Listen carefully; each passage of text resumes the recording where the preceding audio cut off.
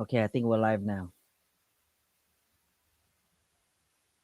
Yeah, we're live now. Gosh. Operate air, you guys. Operate air. Mm-hmm. Happy Friday. Happy Friday, everybody. Yeah, Friday came by quick this year. This week. This week. Oh, this year rolls by just so quickly. We're past half a year already. I know. I know. Um here, let me do something real quick since I screwed up on the link. I'm gonna need to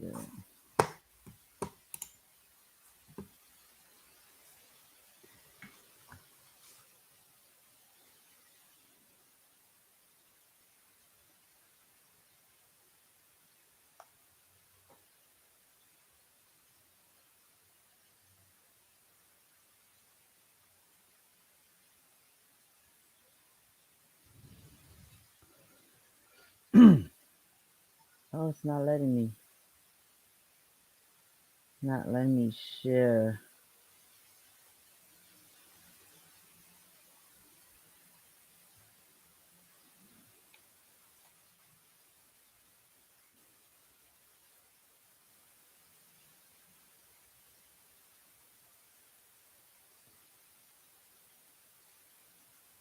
Okay, there it is.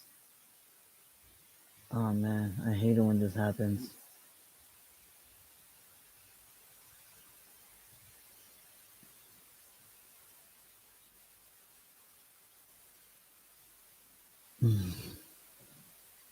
Let's wait a few more minutes to get more eyeballs in here, I guess. And then we could resume.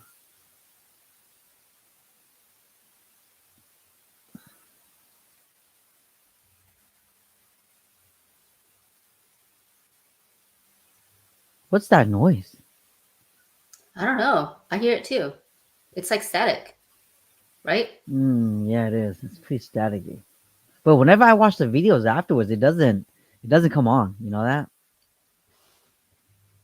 So I don't know. I don't know.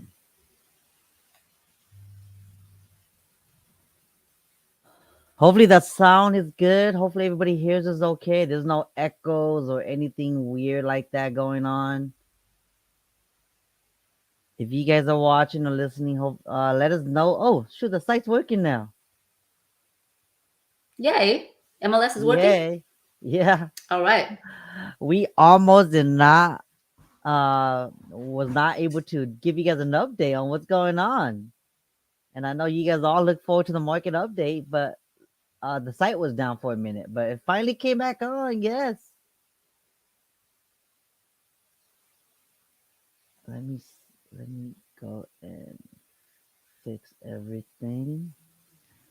Yeah, let us know if you guys hear any weird sounds, please. So that way we can fix it before we begin.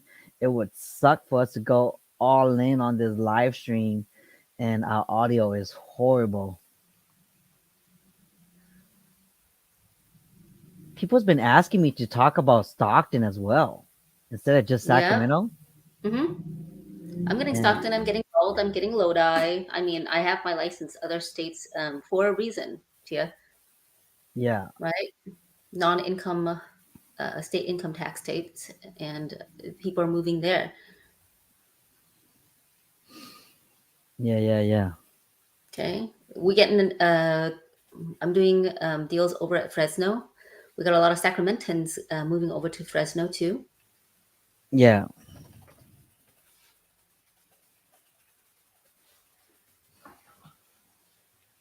Okay, maybe we could begin.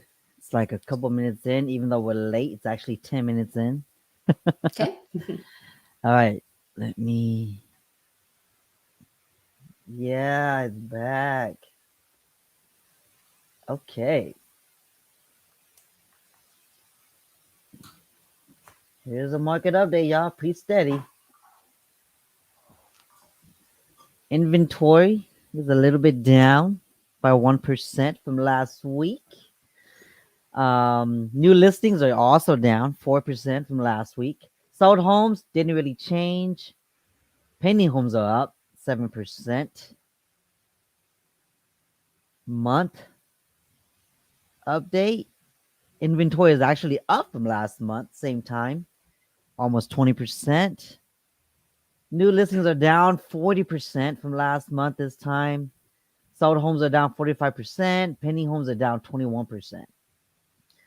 Same month last year, inventory is down 60%. New listings are down almost 60%. Sold homes 52% down. Pending homes 18% down.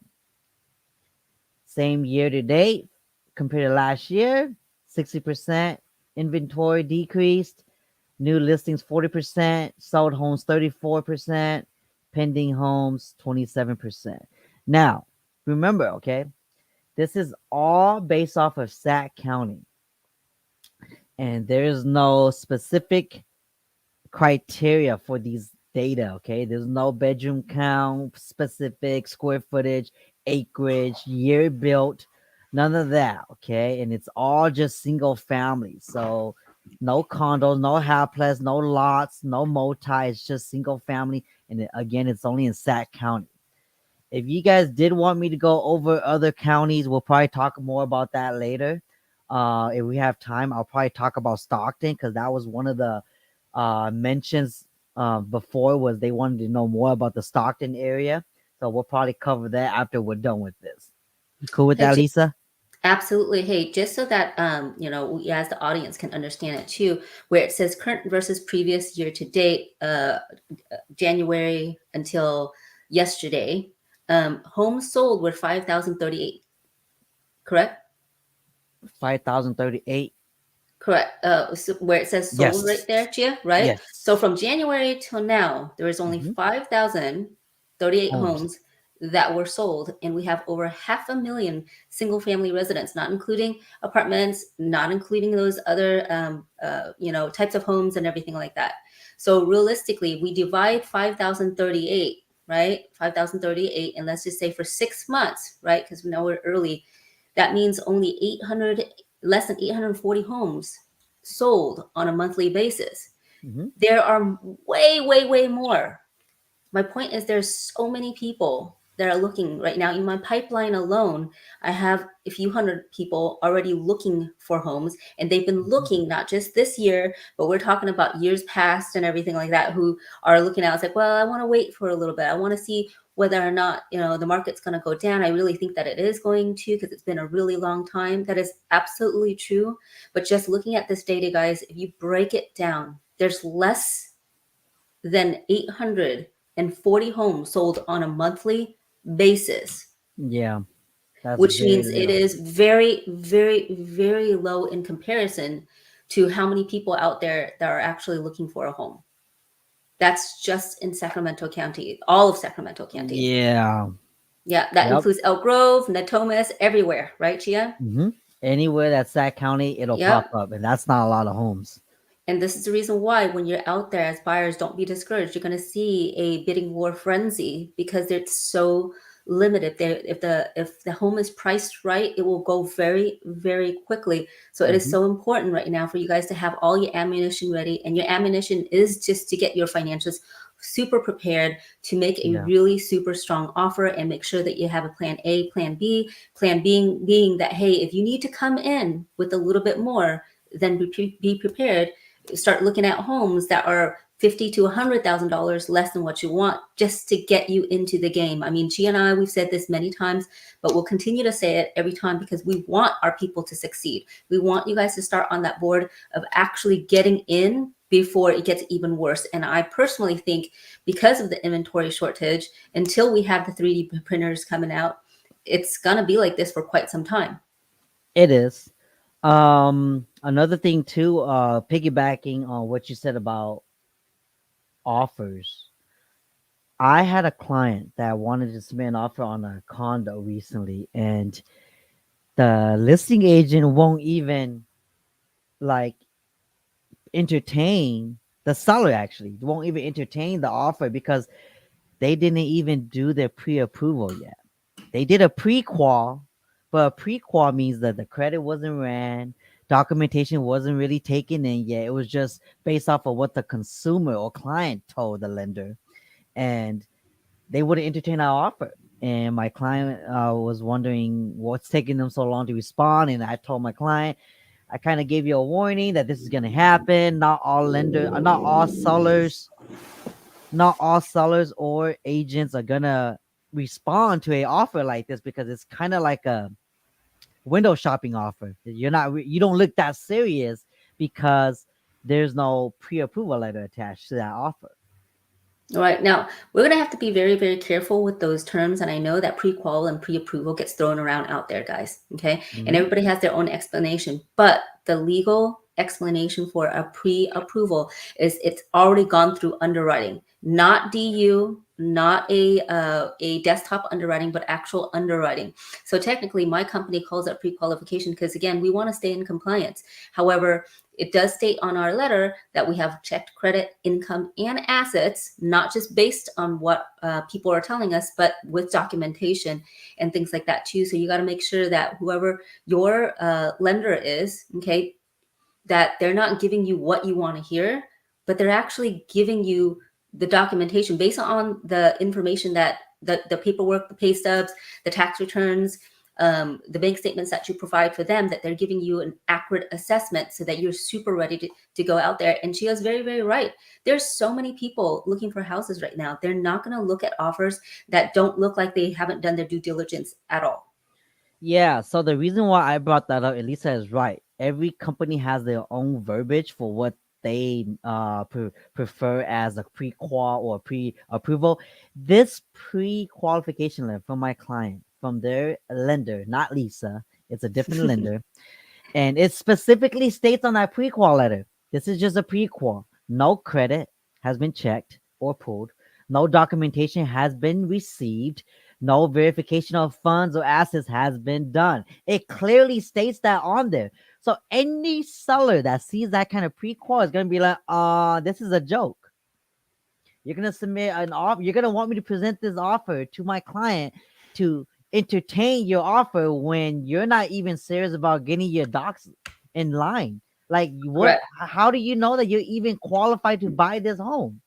That's Yeah. what they see. That's what they see when it says that on the pre-qual letter that states all those facts. Okay, so make sure you get all of that duck lined up with your lender, so that way when you are ready to submit an offer, it sellers take you seriously, and sellers are more likely to respond back to your offer. Okay, King Eli and Boss says no more 20% assistance.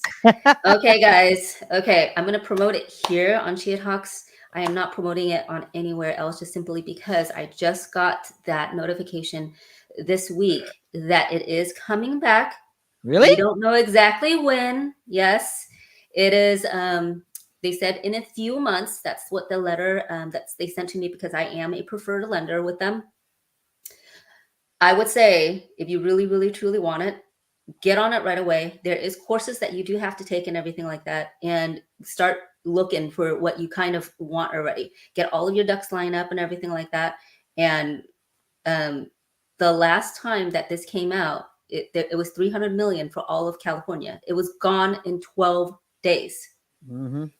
This time around, it's only 200 million, which means it might even be shorter. It's probably going to be a week, 5 days, because everybody else is prepared. You heard it here. We are not promoting, or at least I'm not promoting it anywhere else, just because we have a long line from the last time that people missed that boat. So if you guys don't want to miss that boat, we're going to definitely help you guys with that. I'll send Chia the link so that he can put it on the comments so that you can do that. Okay. Yeah, please do. Cause Absolutely. Raul's Yep. asking, you see that. He's also says, how do we get our ducks lined up? Lisa, you want to answer Raul's question? Absolutely, guys. I mean, you start applying. Okay. If you guys don't have a link, I'll go ahead and give you our link as well so that you can apply for a home loan, all the paperwork and everything like that. Typically, you're going to need to send in your pay stubs, your W-2s, tax returns, normal stuff. Okay, guys, bank statements. How you get qualified is based on your credit, your income, your assets, and how much of a down payment that you're going to do. Lastly, also how much debt that you guys have. So you guys know that, hey, I kind of want to go a little bit more. So what can we do? Can we pay off a small debt? If you have a car that's less than 12 months left that you have to pay on it, you don't actually have to count that on your debt to income ratio. So because it's not technically out yet, this program, it's not technically out yet. If you truly want it, get all of your information ready. I'll go ahead and send you the links and everything like that, and you guys can just go through that. And it doesn't cost you guys anything to be prepared. At least you know what you're up against and stuff. And then you can also make sure, again, earlier I mentioned, have a plan B, right? Which means plan A, if you really truly want to have this program, then you're going to have to be aggressive with it. Plan B is, hey, if this program runs out, can you still qualify for that amount that you were hoping for with a minimal down at least? Okay, so we're going to put those options in place for you. Best case scenario, this is the case. Worst case scenario, this is the case. And really, if a worst case scenario gets you into home ownership, to me, that's not a terrible worst case scenario at all. I hope you guys feel that way too. Yeah, and also, Raul, to get your ducks lined up, like what Lisa said, go and apply. Even though you apply, that doesn't mean that you're obligated to pulling the trigger. If you get approved, that doesn't mean you need to buy a home, okay? That just means now you know that you're qualified. And if you don't get qualified, same thing. At least you know what you're qualified for or what you need to do in order to get qualified to buy a home. So running your credit, submitting all your documentation that's needed, and all your assets verified is what I mean by ducks lined up. Okay. And a lot of people don't do that, and that's always the first step and the biggest step, because once you know what all your options are, then you could proceed to, okay, I could buy a home. I could choose to buy a home. I could choose to wait to buy a home, as long as my situation remains the same.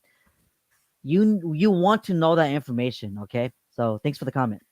Hopefully when Lisa sends me the link, I could shoot it all to you guys, okay? Okay, she just sent me the link. I'll have a link. I'm going to send our website to apply for the loan. And then also I'm going to send you the link for the courses to take. Okay. There's a counseling that you have to register for. So make sure that you register for that. It's a 2-step process. That's the link right there that I just put on the comments Mm-hmm. to sign up for the courses for the 20% assistance when it does come. If it does come, okay, or any Cal HFA programs, they utilize the same courses. It's good to at least take it, so that way you have record that you took it already. Okay, so get it. Don't wait till the last second to take it, because that could be the difference between you getting your offer accepted or loan locking your rates and not locking. Okay, here Correct. is another link. If you guys do want to start the process, again, you're not obligated going with that. You guys could still utilize this and just compare rates from there with other lenders if you so choose. But at least get the ball rolling. Go to loanlanguage.com and start the application there. Okay. All right. I'm going to continue on with sharing the data. All right. Average price per square foot. Look at that. Last week it went down. Average price per square foot. Last month is also down 1%. Last year, 1%. Year to date is almost 7%. So average price per square foot is going down based off of this. Are you tapping on your mouse? Oh, not anymore. Sorry. I'm like, what is that noise? I guess that was me. Goodness. Okay. Average days on the market. Now, this is how long it takes for a home to go pending the moment it hits the market. Okay. And it went up a little bit. It's 21 days on average now compared to last week, which was 15 days on average that it takes a home to go pending. Okay. Compared to last month, it is actually less. It's 12 days compared to 17 days. Last year, look how fast homes are going compared to last year, by 6 days. And I'm telling you guys right now, most likely these are cash offers. Okay, most likely. Year to date compared to last year, 36 days on average. Okay, so it's still pretty fast. Pretty fast. Okay, let's go to average price sold and average price for sale. Man, that's so funny. Every time I see this, it just kind of makes me giggle Wow. because this is just homes listed, Yep. that's for sale, but this is the actual sold. So, sellers are still testing the market. You could say testing the market, testing the waters. Because look, active price from last year is like 1.3 mil from last week. Active. Okay. But actual average sold is 592, which is down 4% from last week. Last month, you know, um, so the average month so far compared to last is down 5%. This looks more real. See, this looks more real. 780 Yeah. I mean, it sold. lines up with the average that we were talking about earlier, right, Chia, where Mhm. it's less than 840 per month since year to date. Well, this is the price, not the actual number of units of homes sold. Oh, got it. Okay. Yeah, so this is 780,000 average price That's list. crazy. Yep, and then sold is 605,000. That's the average price sold Wow. compared to last month, which is 608. Not that much of a change. Active, compared to last year, 780K versus 654K. Big increase from last year, but sold is more important. Okay, viewers, on average. Viewers, especially those in the Bay Area, because I just had a few people from the Bay Area wanting to move up here and looking for homes. I was like, and asking me for a good neighborhood. Where can we get roughly below 400,000? And I'm thinking, we low, we not that low. Mm-mm. If you want a good area, Yeah, minimum, if you're lucky, decent, 550. right. Yep, 550K. So for 400 and below, where do you feel like we can even get that? Rio Linda, Oak Park, maybe, Oak Park, um, Del uh, Paso, El right? Paso, yep, mm-hmm. Yep, El Paso those Heights, area. yeah, Hmm. those area, 400K for sure. If you go up a little bit to 450, then you might get a better quality home in that area. Well, there you have it. But it And seems then when like you 550, compare 550 550 to 750 is the average here. for a good, Hmm. desirable area and Hmm. decent home, decent Hmm. home. And okay, average sold price from last year went down 4%. Year to date, average price is up 20%. Sold is down 6%. So comparing this year to last year, home prices are down 6% year to date. Okay. Now let's go to monthly worth of inventory. Oops. I don't really like to look at this because we're in July. So let's go over here. There you go. So we're technically in 2.3 months worth of inventory. Compared to last month, we're like at 1 month worth of inventory. Compared to last year, we're a little bit lower, same time, 2.3 months worth of inventory. And year to date, look, year to date, we have so little inventory compared to last year's year to date. 1.2 months worth versus 2.1. This is very fast, you guys. This means, again, we're still in the seller's market. We're in July now. and things have not changed. Chia, so that we remember, what is a normal market? How many months would be a normal market? Normal markets between 3 to 6 months. Okay. So 3 to 6 months. So let's say if right now we're on a low market and we have about less than 1 month inventory, it's about 840 houses, then we're talking about triple that amount at least to be a normal market, right? Mhm.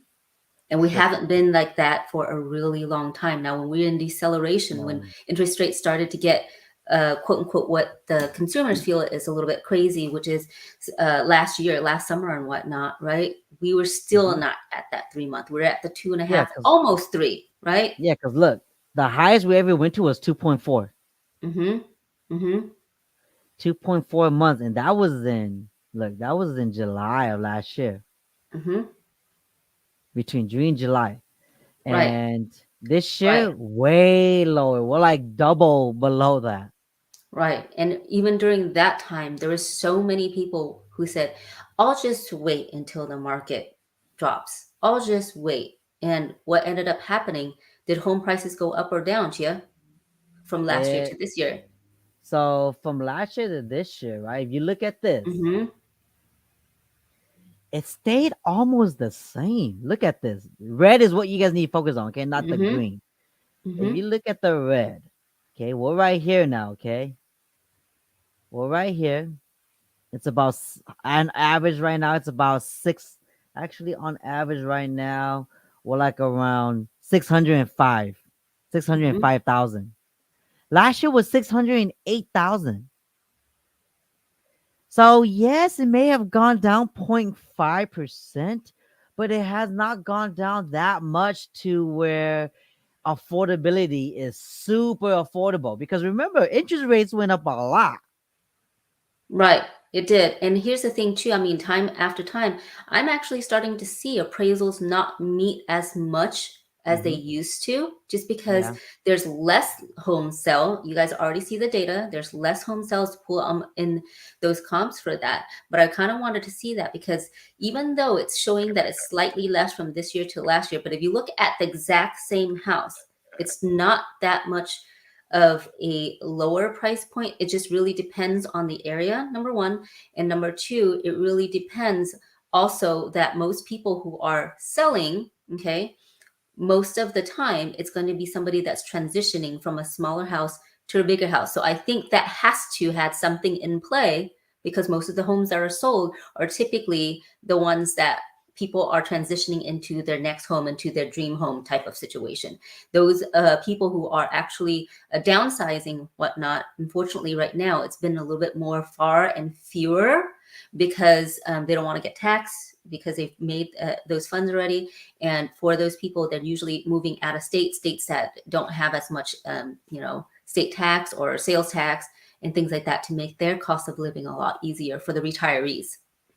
Correct. It all has an effect, Mm-hmm. because remember, inflation is also higher, right? So Mm-hmm. even though it seems like rates went up, prices went down a little bit by 0.6% from last year, inventory is a lot lower, demand is still there, inflation is up. So everything is higher now. Gas is also higher now. Yep. Milk, egg, like everything is high now. Man, sriracha sauce is high now. Oh my good gracious.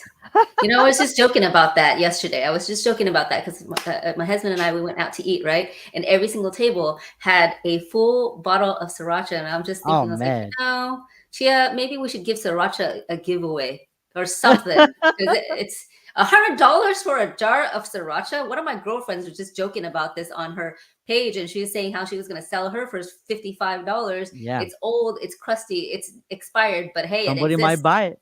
I know. It's crazy. But Buy a yeah, that house, is get a sriracha. yeah, for real. You can have unlimited supply of sriracha. But jokes aside, that's the market update. What about the mortgage side? How's rates right now? So the mortgage update, Chia, if you want to go ahead and go to Mortgage News Daily. Yesterday it was Mortgage at six. news.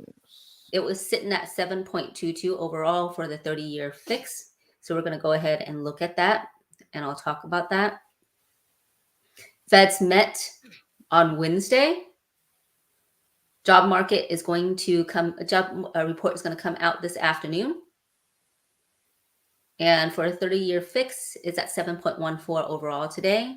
If you look at the main page, Chia, we'll go ahead and see what the other rates are as well for jumbo and everything like that too. Where did I click the main? Today? Yeah, Right scroll here? down. Oh, go back. Go back. Oh, actually, you can see it right here too. Scroll Oh, down. okay, okay. Yeah, scroll down. Okay, so you see where it says 30-year fix, FHA. I mean, there's all the other rates right there too, but this is where you can indicate how volatile the market is. Okay, just an easy way for you as a consumer to see when the rates for FHA and conventional aren't that different. They're only about a quarter to a 0.5% of a difference. Then you can see it is quite volatile. So when you are already in contract and you're wondering whether or not you should lock in your loan right now, lock. Don't gamble. Anytime on a normal market, FHA is at least a point lower than No. conventional loans.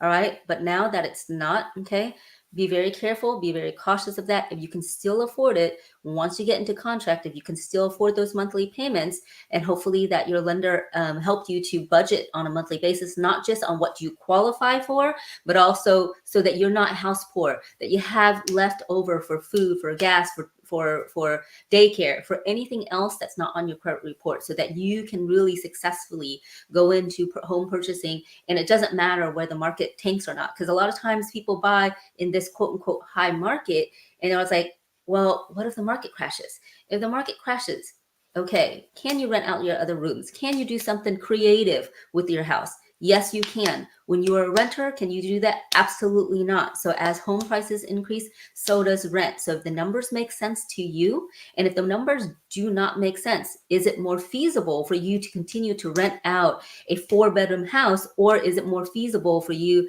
to purchase a 2-bedroom home? Sometimes you're going to have to make those sacrifices to get you where you want to be financially in this, years that you have to get to your goal. Correct. This is crazy. I'm looking at the 15-year fix. It is not that much lower from the 30-year. It's not. It's not. And a lot of times That's in a good market, crazy. like when the interest rates were in the twos, yes, I highly recommend it. Right now, you Yeah. can absolutely create your own 15-year fix, okay? But you don't have to do it. So say for instance, if you put an extra $100 every single month, if you put an extra Mhm. $500 a month, you can really super cut that down instead of having to force yourself just because you think that it's the right thing to do. The right thing to do isn't always going to be the right thing for you guys. Okay. So if you want to learn more about that, we'll definitely look at that. You can do velocity banking right now. I would say steer on the conservative side. We do not know. We're in uncharted territories with the economy. And if your job is on the line, or you really don't know where your job is going to take you during that time, keep it low so that you can manage it easier. So I want to bring something up because I'm always out there with clients and submitting offers. So this is interesting. VA is 6.8. Mm-hmm. VA is 6.8. Mm-hmm. FHA is 6.8. Mm-hmm. Conventional is 7.1, which is not that far off. Nope. Viewers, if you guys are watching this and you guys are out there submitting offers, do know that sellers care what type of offer they take. Yeah. They prefer conventional over FHA, but they prefer FHA over VAs. Mm-hmm. If it's a competitive house, that is the order, okay? Conventional, FHA, then VA. If there is no competition, they would take any of those three. And of course, cash is going to trump conventional or any type of mortgage loan, right? Because there's not that many contingencies and terms. So I want you guys to know that, because if you guys are only getting a quote when you guys go on to like loanlanguage.com right here, if you guys are only getting a quote for conventional, I'd recommend getting a quote for everything. Like jumbo, FHA, conventional, if you qualify for it, and compare your options and keep if you qualify for all three, that's awesome. Put that in your arsenal so that way when you go and look at homes, you know which one to choose. Oh, shoot, it's competitive. Maybe I'd rather go conventional offer. Oh, it's not that competitive. I'll go VA or FHA. Um, you know, because some homes will not qualify for FHA. Do know that, especially in the Thomas or some condos. Okay, if Right. there's a flood insurance required, FHA might be difficult. If it's a condo with too many tenant ratios versus owners, FHA will not qualify. And that leaves you with only conventional. But if you decided not to get a quote for conventional, then you do it at the last minute, that might not give you time for your offer to get entertained, like what we were talking about in the beginning of this live stream. Okay, so when you're already out there shopping lenders, make sure you try to get all your options for all these loans because the rates are no different. There's pros and cons to all three types of loans, but we're not going to talk about that in this live chat today. You want to add to that, Lisa? No, I think Ninja Vanish just asked why don't they like Yeah. VA, more inspections and require repairs for FHA? Yes, Yep. there is. So typically there is a pest inspection that has to be done. And that's the thing too. A lot of times, really, what I'm seeing is that listing agents or the seller just doesn't know what it takes. They think it's like a huge, huge list. It's not that big. It's just an extra pest inspection. If there's no safety Actually, issues and everything like that for the house, which a lot of houses out there don't have to have that issue at all. Okay. Now, for an VA appraiser and an FHA appraisal, they have to have a longer checklist. Okay. This is to protect our vets who serve us. So this is kind of like their thing to protect our vets as well. And they absolutely should, right? And to me, I just think that this checklist should apply for everybody, period, period, period. Okay. But it is a little bit more strict. And when I say a little bit more strict, pest inspection, make sure there's like not broken windows, things like that. I mean, that goes with the conventional loan too, but there's certain things like dry rot and things like that that'll be called out, and it's usually not that big of a deal. Okay. it's And as not. long as we know, and for me,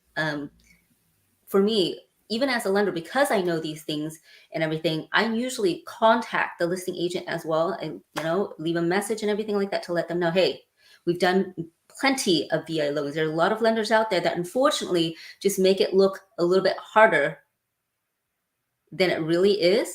And that is the reason why that a lot of listing agents who have been burned before because they took a VA and they had a horrible experience and they kind of relayed that experience to the next deals and whatnot. But again, as long as we as an industry professional can vouch for our people, and we'll go back to why the pre-approval, pre-qualification with that solid information of your credit, income, and assets makes such a huge difference. It gives the other party that assurance that you have all of your ducks lined up and they're not going to have to worry about this extensive reason for not being able to take a VA offer.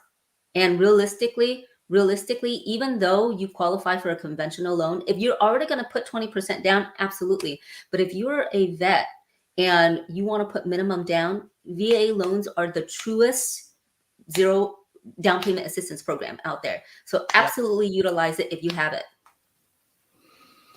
Normally, if I have a vet that's submitting an offer, if I know that a home is very competitive, I would tell them let's target home that's been sitting on the market for a little bit longer. Or I will I will also let them know how to change up their terms when it comes to their offers to make it more appealing for a seller to rather choose their offer over somebody else's offer.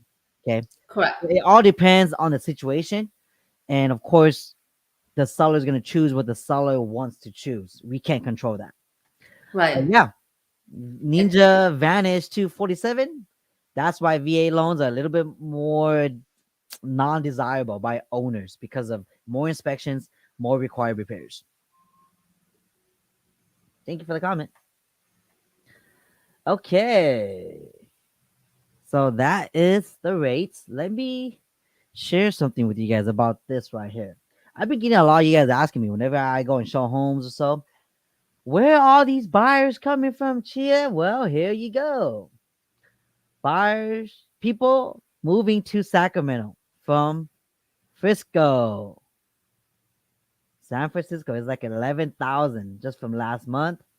LA, Chicago, Visalia, New York, Eureka, Redding, Texas, Washington, but majority are Frisco. And why is that? Frisco's crazy. And Mm-hmm. don't even get me started with the crime rates and like all of that right now. Okay, there's the politics, a lot of stuff going on in Frisco, and a lot of people are moving from there because they just don't like how it's being run right now. So they're moving to Sacramento because they still work in Frisco, and Sacramento is not that far away from Frisco, and it's so much more affordable than Frisco. So it Well, makes sense. yeah, I mean, there's a lot of companies now that allow people to work from home. So if you Mhm. are able to work from home, would you want to live in a $5,000 one bedroom, one bathroom studio in San Francisco? Or you take that money and you save it and you be a first time home buyer here and work from home? It just makes so Mhm. much sense. I mean, Yeah, and a lot of times, if you guys know this, okay, majority of the buyers are coming from Frisco. Do know that majority of these buyers are probably the one that's submitting all cash offers. yep. We just got outbidded on a house that was 60K above list price, and they decided to go with a all cash offer. Our offer was pretty competitive, but we got outbid because a all cash offer came in. Okay, so most likely they're from the Bay, Yep. and this is the data from Redfin.com. Now, there are people leaving Sacramento, okay? They're going to Fresno, it seems like, 559. Hmm. They're going to Reno. They're going to Vegas. They're going to Dallas, Nashville, Chico, okay, maybe affordability. Boise, Idaho, Knoxville, Spokane, I don't know how to say that, sorry. Phoenix. But look at this, okay? A lot of people always say there's so many people leaving Sacramento. Yes, but there's also a lot of people entering Sacramento too. Look, if you look at just this, seems like more people are coming to Sacramento than leaving. Oh, for sure. I'm adding it up right now just so that we know. Yeah, there's way more people coming to Sacramento than leaving Sacramento. So what does that tell you? This is all of your competition, Yeah. buyers. That means if there's a house that you plan on bidding, you're probably gonna meet one of these. and And this is just people. These people are probably still bidding. They probably didn't even get their offers accepted yet. They're probably still out there looking, So just take that into consideration and compare that to like our inventory right now. Yeah, I mean, Okay. it's pretty crazy. I mean, I just added it up just because I was curious, Chia, and people moving out of Sacramento. And remember how I told you earlier that I'm doing loans for people in Fresno because that's where Sacramentans are moving to. If you totally all of that up, it comes out to be $1,401, right? Or it's $1. I'm sorry, 1,401 residents moving away from Sacramento. That's not even as much as people from Los Angeles coming into us. Yeah. Yeah. Because remember, Sacramento, no matter how high things are, everything, cost of living, whatever, it's still the central. It's still very centralized from the bay, from Tahoe, from the beach, from everywhere. It's still convenient and it's still more affordable compared to those outskirts like For Tahoe, real. Frisco, Yeah. LA, etc. Yeah. I So mean, that's why. the biggest issue that we have in Sacramento, I wouldn't even call it a natural hazard, but allergies, right? But everything else, as Yes. far as earthquakes, as far as flooding, as far as hurricanes, tornadoes, we don't have any of that. I mean, our flood this year was a complete different situation. We Yeah. never had rain like So that. But we needed except it, for in though. the 90s. We absolutely needed it, but that's the extent of what it is. It may Mhm. not, we may not be as close to the beaches, but we're not that far. We're not that far from Tahoe. We're not that far from a lot of outdoorsy places. So people are recognizing it. Ninja said Bay Area people did that in my city, paid cash for whatever the appraisal did not cover. Yeah, they're covering the appraisal gaps. What city Mm-hmm. are you from, if you don't mind, Ninja? What city are you referring to? While we wait, let's go on to the next. These are some I'm going to take offers. a guess that it's Manteca. If it's not Sacramento, it might be Manteca. Maybe. See, look, all of this. Across the nation, 2% of home buyers search to move into Sacramento from outside metros. San Francisco home buyers search to move to Sacramento more than any other metro. 71% of home buyers search to stay within the metropolitan. Fresno. Ninja is That from was my next Fresno. guess. Yep. Yeah, Fresno. It's still affordable. Well, Fresno is getting a lot of Bay Area, but they're also getting a lot of Sacramento, as you guys can already Mhm. see. Yep. Number one from Sacramento, they're Hmm. going to Fresno. All right. Okay. Any questions, Lisa? No, this is good stuff. I love seeing the data because it's like it's real, it's out there. It's something that can help consumers like you guys out there really be prepared. Mm-hmm. You can still win in this market, guys. You can absolutely still win. Yep. Again, this is the time for you to find a home that you need, not a home that you want. Until rates or affordability starts climbing through the roof, that's when you could upgrade and go from there and find the home that you want. Right now is the season for buying a home that you need. Okay, unless you're from the Bay Area and you got a lot of cash to go over bid and all that, then that's a different story. But to the average consumer, buy the home you need. All right, unless you're deep pockets. Okay, today we want to do a little bit something different, we wanted to kind of react to some videos. You guys might know this guy, his name is Min Nguyen. He makes a lot of videos on TikTok, Instagram, YouTube Shorts, etc. But we're just gonna go based off Instagram, and we're gonna watch some of his videos and see what we think about some of his content. Yeah, Lisa? Yeah. If you guys know this guy or you guys watch this guy, comment below. We would like to hear some of y'all thoughts. What you guys think about him? But let me know you hear any audio, okay, Lisa? Yep. Can you hear it? Mm-mm. You can't? Mm-mm.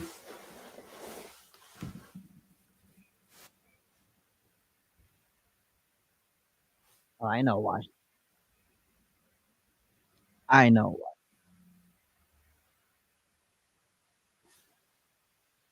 Let me just go. Okay. They changed the rules on Yes. conventional. Now, a buyer Okay, let's exit. Let's watch it. having good credit and a big down payment doesn't really matter as much anymore when you're buying a home. On March 1st, 2023, they changed the rules on conventional loan. Now, a buyer with lower credit, less down payment has the same or even better payment than someone with a big down payment and good credit. Let's say you have two buyers and they went out and they bought a $700,000 home. Buyer one has a 740 credit score with 10% down. With today's interest rates, their mortgage payment is $5136. Buyer B buys the same house but has a 660 credit score and only 5% down. Their payment is $5123. Their payment is $13 a month better, and they're saving about $35,000 out of pocket. Is that true? I'd have to price it out just to see that. Let me see here. I'm gonna price it out myself. Wait, so higher down payment don't mean anything now. There's more fees for higher down payment now? He did say that right. He did say that right. So there is less fees when you put less down. I guess that's more of an incentive for people who couldn't put as much down to go in. And it's kind of weird because you get more incentive if you put 25% and above. And then you also get more incentive if you put 5% to 20% down. But or when you put it 5% to exactly at 19%. 20%. Yeah, Oh my when you put it gosh, exactly really? at 20%, it's so silly. And yeah, there is a point to that. There's absolutely a point to that. I don't know if it's that 680 5% down versus the somebody that has 780 and putting 20%. I don't know about that one though, because here's the other thing too, guys. Okay, your mortgage insurance is much higher. Mortgage insurance actually increased during that time too. Okay, it used to be a lot less, and that's where strategically, if you're a 700 and below, when I price it out for my clients, typically anybody with less than 680 credit score, and you're putting 5% down versus 3.5% down on FHA. FHA still has a better mortgage insurance because FHA is consistent. It doesn't matter as long as your credit score is above 600. Your mortgage insurance is always going to be 50.55. Okay, and every single tier. A tier on your credit report. So say for instance, before your credit score of 740 and above is considered top tier. Now it has to be 780 and above. And every 20-point drop on your credit report is another tier of what your interest rate is going to be, how much the cost is for you to actually get that interest rate. Good to know. So I can fact check this. Chubb, you want to go ahead and go back, give me the stats on what he just said, and I'll price it out. And you can go ahead and update that, and I'll do it. That's the thing I hate about watching these kind of short clips. You can't go back. You have to rewatch the whole thing over. Okay then. Yeah. So we'll just react today. No comparison. Yeah. We'll just talk. Rule is going to piss off a lot of buyers who worked really hard on saving money and who has good credit. Moral of the story is times have changed. Bringing in bigger down payments really not going to change your payment. Make better use of your money. Either buy down the rates, renovate the home to give you more value, or pay off a bunch of debt to create cash flow, or keep the money stashed away in case of emergency. Having good credit and a big... I agree with that. But again, what's good for somebody may not be good for you, because again, if you want to make sure that your payment is as comfortable as possible for you, putting a higher down payment might actually still work for you. Again, everybody's situation is a little bit different. I'd recommend not taking everybody's word for it and doing your own comparison. Correct. Because the model that they always do, like these rates or comparisons to, is always like a perfect model, with perfect debt, perfect scores, etc. It's not real life to like a consumer, so everybody's situation is unique. So it's better to talk to a person like Lisa and they kind of get to know your personal financial situation. Let's go on to the next. You ready for the next video?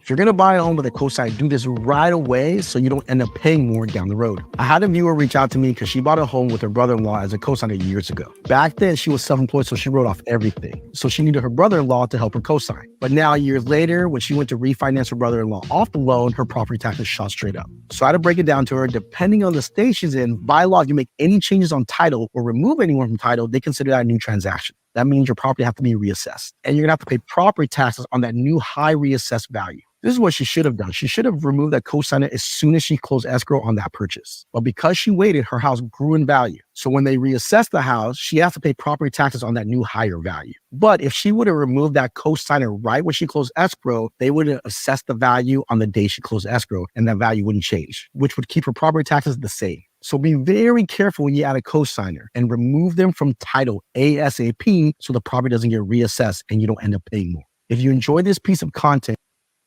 what do you think?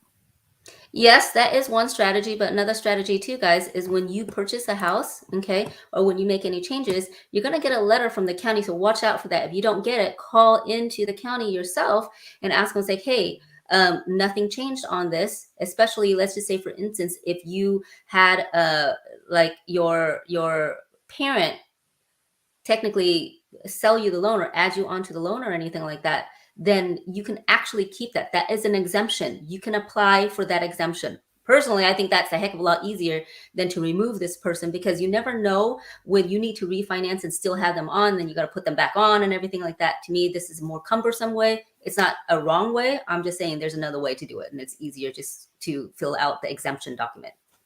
And he also mentioned that in the beginning, when this person bought the home, the reason why they needed a cosigner was because they filed for a lot of expenses, right?